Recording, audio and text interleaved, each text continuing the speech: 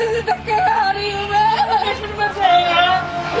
Patient की बहुत बुरी हालत है भैया, पेशेंट मर जाएगा। पेशेंट है और रोड पर है इनकी मम्मी के साथ।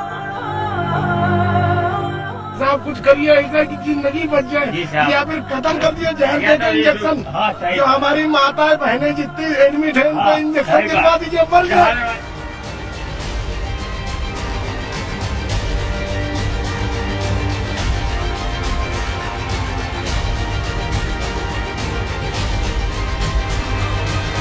नमस्कार, मैं हूं शम्स ताहिर खान। ये दिल्ली है जी, यही दिल्ली है। यहीं से सरकार चलती है, सरकार यहां से देश चलाती है। अब अगर यहां ये आलम है तो जरा सोचिए कि देश के दूसरे शहरों में, कस्बों में, गांव देहातों में क्या मंजर होंगे। लोग तड़प तड़प कर मर रहे हैं ऑक्सीजन की कमी की वजह से, दवाई की वजह से, बेड की वजह से, खोखले दावों की वजह से। वो खोखले दावे जो हमारे अभिनेता, माफ कीजिएगा हमारे नेता कर रहे हैं। दावे कुछ भी हो, दलीलें कैसी भी हो, लेकिन हकीकत यह है कि हकीकत को झुटलाएं कैसे, हकीकत से मुंह फेरें कैसे। और हकीकत यह है कि हर दिल आहें भर रही है, हर दर्द चीख रही है। डाला, मार डाला। 2-3 घंटे से मैं खड़ी नहीं किया तो इन्होंने नहीं किया। यहाँ से फ्रोज लगा लो, वहाँ लगा लो। कानों में पिघले हुए लोहे की तरह चुभ रही हैं ये चीखें।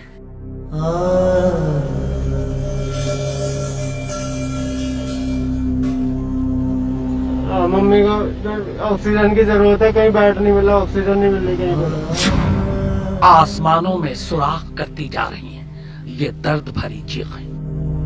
आधे दिल्ली से ज्यादा हॉस्पिटल में बस एक ही जवाब है, बेड नहीं है, बेड नहीं है, बेड नहीं है। अभी एक पेशेंट मेरे घर में पड़ा, मेरा लड़का। अब इसको देखो, उसको देखो, कुछ सोचो। मैं तो सारे हाथ जोड़ रहा हूँ, जो बैठे ऊपर सरकार बैठे ना, हाथ जोड़ रहा हूँ। कुछ कर लो, कुछ कर लो। ना तो रोडों पे ना यही हाल मिलेगा, रोडों पे।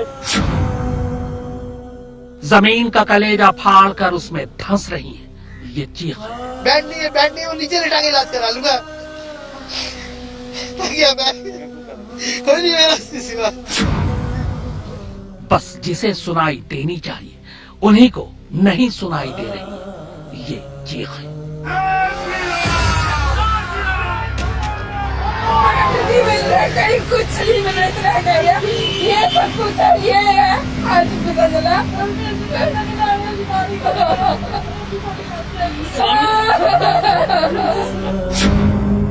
कैलेंडर के पन्नों की तरह शहरों के नाम पलटते जाइए। अगर वहां आपको कुछ मिलेंगी तो बस चीखें। उल्टा भेज दिया, कई हॉस्पिटल हम सुबह से हॉस्पिटल में चिकन काट रहे हैं, भर्ती कोई नहीं कर रहे। अपना कोई सड़क पर एड़ियां घिस घिस कर मर गया तो निकली चीख। अस्पताल की चौखट पर कोई खुश न पाया तो सुनाई दी ये चीख। ऑक्सीजन के सिलेंडर से ऑक्सीजन और मरीज की सांसें जब साथ साथ थमी तब तड़प कर निकली ये चीख।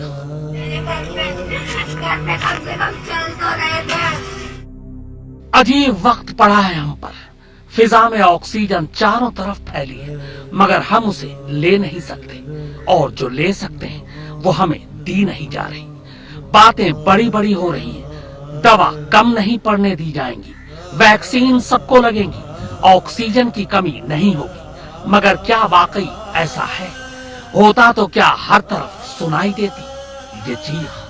डॉक्टर चिल्लाते रह गए, कोई डॉक्टर नहीं आया, कोई डॉक्टर नहीं आया। ये गुरु तेग बहादुर अस्पताल है और इस अस्पताल के बाहर बाकायदा ये बोर्ड जो आप मेरे पीछे देख रहे हैं, इसमें कोरोना पेशेंट के सारे डिटेल्स हैं। इस अस्पताल में कितने बेड हैं, कितने वेंटिलेटर हैं, कितने ऑक्सीजन बेड्स और कितने पेशेंट हैं। अब अस्पताल के इस बोर्ड की सच्चाई और अस्पताल के अंदर मरीजों की सच्चाई अगर देखें तो दोनों में फर्क है। अभी आप तस्वीर में देखेंगे या मैंने आपको जो दिखाया, किस तरीके से इसी अस्पताल के इमरजेंसी के बाहर, बाकी डिपार्टमेंट के बाहर बाकायदा पेशेंट वार्ड के अंदर नहीं है बल्कि बाहर उन्हें ऑक्सीजन दिया जा रहा है, वो बाहर लेटे हुए हैं, यानी कि बेड खाली नहीं है, लेकिन बोर्ड कुछ और तस्वीर बयान कर रहा है। कोरोना के वायरस से तो फिर भी हम लड़ लेंगे, मगर इन बद इंतजामियों और गैर जिम्मेदाराना रवैयों और हुक्मरानों की अनदेखी से कैसे लड़ें? मेरे फादर एडमिट है और वो ऑक्सीजन की कमी हो रही है। टाइम में बता रहे हैं कि वो ऑक्सीजन खत्म हो रहा है। ऐसे कैसे कर सकते हैं ये लोग। अस्पताल में बेड का जुगाड़ भी हम कर लें, इंजेक्शन भी ब्लैक में हम ही खरीदें, पूरे शहर में मारे मारे फिरकर हम ही दवा ढूंढ के लाएं और अब ऑक्सीजन के सिलेंडर का इंतजाम भी हम ही करें। तो सरकार को क्या हमने सिर्फ बातें करने के लिए चुना है? एक तो इंसान किसी अपनों के कोरोना के चक्रव्यूह में फंस जाने से परेशान है, ऊपर से ऑक्सीजन की कमी ने लोगों को बेहाल कर रखा है। पहले तो सिर्फ मरीज सिसकते थे, अब तो अस्पताल भी सिसक रहे हैं। ऐसा मालूम होता है कि इस दौर में खुद को जिंदा बचाए रखना भी किसी जंग के जीतने से कम नहीं है।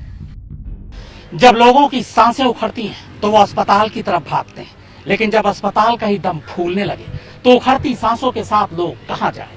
ऑक्सीजन ने ये हालत पैदा कर दी है कि खुद अस्पतालों के पास मिनटों और घंटों के हिसाब से ही सांस लेने के लिए ऑक्सीजन बची है।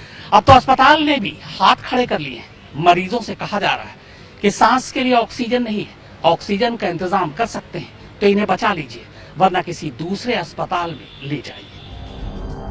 जाहिर है मांग बढ़ रही है और सप्लाई घटने लगी है। सैकड़ों हजारों लोग ऑक्सीजन की कमी की वजह से दम तोड़ चुके हैं और कई आखिरी सांसें ले रहे हैं। आपको पता है कि रोजाना औसतन 2000 लोगों की कोरोना से मौत हो रही है। उनमें ज्यादातर वो लोग हैं जिन्हें वक्त पर ऑक्सीजन ही नहीं मिल रहा। कभी कभी सच्चाई को समझने के लिए ज्यादा दिमाग लगाने की जरूरत नहीं है, आसान शब्दों में भी उसे समझा जा सकता है और आसान शब्द यही है, आईसीयू वेंटिलेटर। इससे पहले क्या कभी आपने किसी सड़क के किनारे किसी दीवार पर इस तरह के विज्ञापन देखे?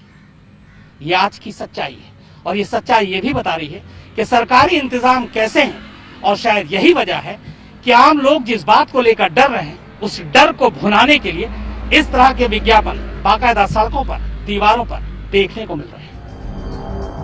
अब तो आस पर पहरा है, सांस पर पहरा है। हर गुजरता वक्त दहशत का एहसास करा रहा है, शक कराता है कि पता नहीं किसी अपने की सांस कब आखिरी सांस हो जाए। ऑक्सीजन खत्म हो रही है और खत्म होती ऑक्सीजन के साथ खत्म हो रही है जिंदगी की उम्मीदें भी। मगर ये हालात सिर्फ दिल्ली के नहीं है, यूपी में तो और भी बुरा हाल है। कानपुर में अस्पतालों के बाहर मरीज अपनी बारी का इंतजार कर रहे हैं। कहीं कोई सोर्स लगा दे, फोन करा दे, कुछ भी करा दे, मगर इलाज शुरू करवा दे। दर्द की आयतें ये हैं कि न सही जाए न कही जाए, मगर इस तड़प को महसूस किया जा सकता है। जहां भी जाइए यही माहौल है, क्या कानपुर, क्या लखनऊ, क्या बनारस।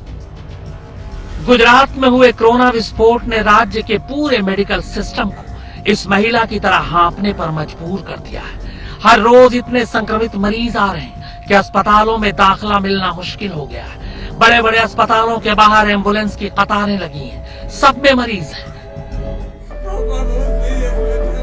एम्बुलेंस में चीखते इस मरीज की बेबसी कोरोना के सामने सिस्टम की बेबसी की दास्तां बयान कर रही है। तस्वीरें मध्य प्रदेश के रायसेन जिले की है, जहां अस्पताल के बाहर ये मरीज चीख रहा है। अस्पताल ने इसे भर्ती करने से इनकार कर दिया है क्योंकि उसके पास ऑक्सीजन ही नहीं है। एक तो अस्पतालों में जगह नहीं, जैसे तैसे जगह भी मिल जाए तो ऑक्सीजन नहीं। अगर ऑक्सीजन भी मिल जाए तो पता नहीं कब तक चलेगी। बीच में अगर कहीं रुक गई तो क्या होगा? जाहिर सी बात है कि ऑक्सीजन का इंतजाम अस्पतालों का नहीं होता। यही वजह है कि अस्पताल अब मरीजों के रिश्तेदारों से ये अंडरटेकिंग ले रही है कि अगर ऑक्सीजन की कमी की वजह से मरीज की मौत हो जाती है तो इसके लिए वो जिम्मेदार नहीं होगा। अब अस्पताल अगर जिम्मेदार नहीं होगा तो फिर सवाल ये है कि जिम्मेदारी कौन लेगा? आखिर कौन है इसके लिए जिम्मेदार? मध्य प्रदेश के ही इंदौर का हाल भी देख लीजिए। यहाँ अस्पतालों ने तीमारदारों के कांधों पर ही ऑक्सीजन लाने की जिम्मेदारी लाद दी है। उज्जैन के कोविड सेंटर में जिन लोगों को किस्मत से ऑक्सीजन मिल भी गई, उन्हें जमीन पर लेटकर उससे ऑक्सीजन लेनी पड़ रही है। कुछ कोरोना मरीजों का इलाज तो जमीन और कुर्सी पर बिठाकर ही किया जा रहा है।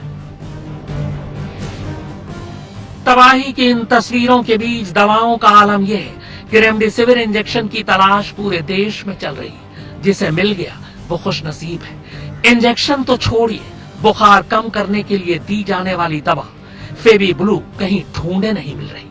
70 साल के चमन गुप्ता दिल्ली के एम्स के सामने फेवी ब्लू की तलाश में दिल्ली एनसीआर के चक्कर लगा चुके हैं, लेकिन ये दवा उन्हें मिल ही नहीं रही। फेवी फ्लू, कभी फ्लू ढूंढ रहे हाँ जी, वो ढूंढ। कब से ढूंढ रहे हैं आप? मैं सुबह हो रही थी मुझे, सुबह से डॉक्टर ने लिख के दिया है। मैं सुबह से मतलब घूम रहा हूँ। पीत बिहार में मेरे दामाद जो है एडमिट है, वहाँ से और इधर मेरठ में भी मैंने बोला है, साहिबाबाद में, मत दुकानों पे, ग्रीन पार्क में। आज मैं सुबह से ये पूरी लाइन मार के मैं फिर इधर ये लाइन लगा रहा हूँ। मुझे कोई मतलब जो है रिस्पॉन्स नहीं मिल रहा है इस दवाई का। अब इनकी बस यादें रह गई हैं। कोरोना ने देवास के इस पूरे परिवार को निगल लिया। सास, जेठ और पति सबकी मौत हो गई। सदमे में आकर बहू ने भी खुदकुशी कर ली। इस कहर की इससे दर्दनाक तस्वीर और कुछ हो ही नहीं सकती। एक तस्वीर जिसके बिना कोरोना के कहर की बानगी अधूरी है, वो है नासिक के इस अस्पताल की, जहां ऑक्सीजन प्लांट में हुई लीकेज ने उन 22 लोगों को लील लिया जो ऑक्सीजन सपोर्ट पर थे। बड़ी मुश्किल से लोगों को जगह और ऑक्सीजन मिली थी, लेकिन यही ऑक्सीजन उनकी जान भी ले लेगी, ये किसी ने सोचा ही नहीं था। अचानक हुई ऑक्सीजन लीकेज ने मरीजों की ऑक्सीजन की सप्लाई बंद कर दी। 22 क्रिटिकल मरीज, जिनमें 11 महिला और 11 पुरुष थे, ऑक्सीजन की कमी की वजह से बच नहीं पाए। यह जिंदगी का अंतिम सत्य और सरकार की नाकामी का सच है।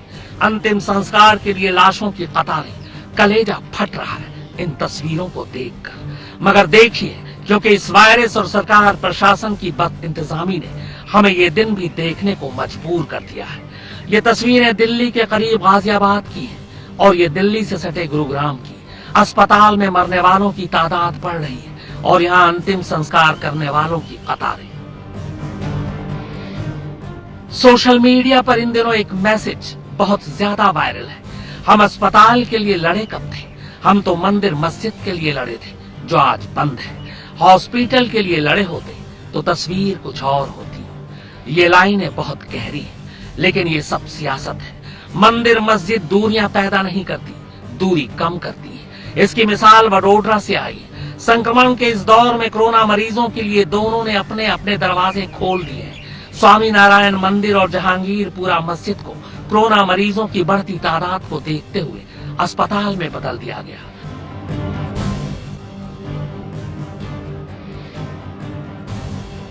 एक तरफ सरकार है जो अपने ही लोगों की सुध नहीं ले रही। ऑक्सीजन, दवाओं और अस्पतालों में बेड की दिक्कतें रोजाना बढ़ रही, मगर बदइंतजामी का आलम यह है कि आम आदमी तो छोड़िए, पैसे वालों को भी अस्पताल में जगह नहीं मिल रही। सरकार की संवेदनशीलता ही जैसे दम तोड़ चुकी है। और दूसरी तरफ हरियाणा का एक चोर है जिसने ऐसी मिसाल पेश की कि इंतजामकारों और जमाखोरों को चुल्लू भर पानी में डूबकर मर जाना चाहिए। दवाओं और वैक्सीन की कमी से मरते हुए लोगों को देखकर हरियाणा के जींद में चोरों ने अस्पताल से चुराई वैक्सीन लौटा दी। सिविल लाइन थाने के बाहर चाय की दुकान पर बैठे एक बुजुर्ग के पास एक चोर ने बुजुर्ग को एक थैला थमाया और कहा कि इसमें थाने के मुंशी का खाना है, उन्हें दे देना। थैला सौंप कर चोर फरार हो गया। जब ये थैला पुलिस तक पहुंचा तो उसमें सरकारी अस्पताल से चोरी की गई वैक्सीन थी। सोचिए, चोरों में भी अभी इंसानियत बाकी है, जिंदा है। और चोरों के थैले में 1-2 वैक्सीन नहीं थी, बल्कि जींद के सरकारी अस्पताल से चोरी वैक्सीन की 1710 डोज थी, जिन्हें 7 तालों को तोड़कर चुराया गया था। मगर चोरों को भी आम लोगों की दर्द की चीख बर्दाश्त नहीं। वैसे कमाल की बात है, हम हॉस्पिटल के लिए लड़े कब थे? हम तो मंदिर और मस्जिद के लिए लड़े थे जो आज बंद है।